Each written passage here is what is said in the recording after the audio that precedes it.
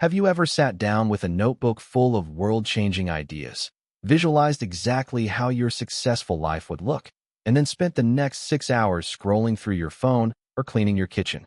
It's a frustrating cycle. You have the ambition of a CEO, but the daily output of a couch potato. You might tell yourself you're just lazy or that you lack willpower, but the truth is actually much more fascinating and a lot more hopeful. Your brain is stuck in a neurological loop that's actually trying to protect you, but in the process, it's keeping your dreams on life support.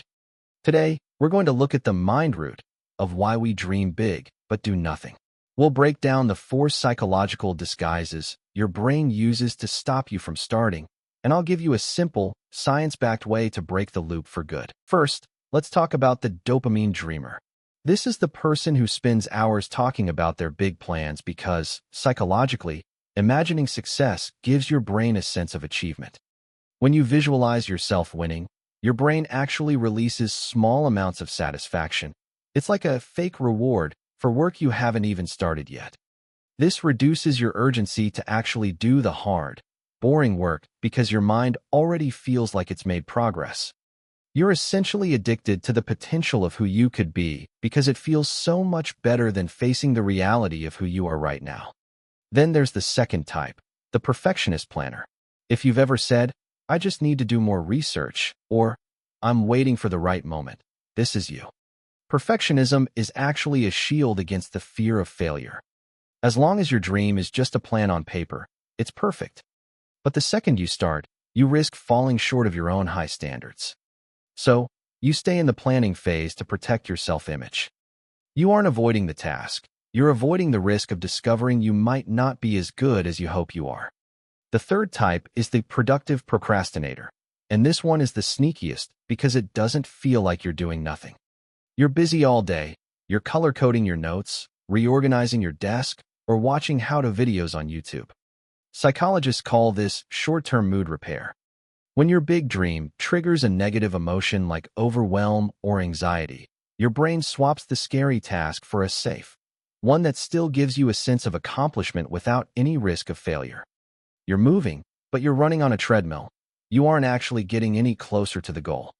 Finally, we have the identity-anchored type. Your brain naturally resists any action that doesn't match how you secretly see yourself. If you have a big dream of being a leader, but your internal narrative says, "I never finish what I start," or "I'm not a disciplined person," your brain will actually sabotage your efforts to keep you consistent with that identity. Action requires becoming someone different, and that can feel like a threat to your amygdala, the part of your brain that detects danger. So how do we fix this? The answer is embarrassingly simple, but it requires a mind root shift. First, you have to catch and name the emotion. When you notice yourself avoiding a task, ask, "Am I feeling overwhelmed? Am I afraid of being judged?" Simply naming the feeling moves you from your emotional brain back into your rational brain. Second, make the task stupidly small. Don't try to write a book. Just commit to opening a Google Doc for 10 minutes. The dread you feel before starting is almost always worse than the task itself.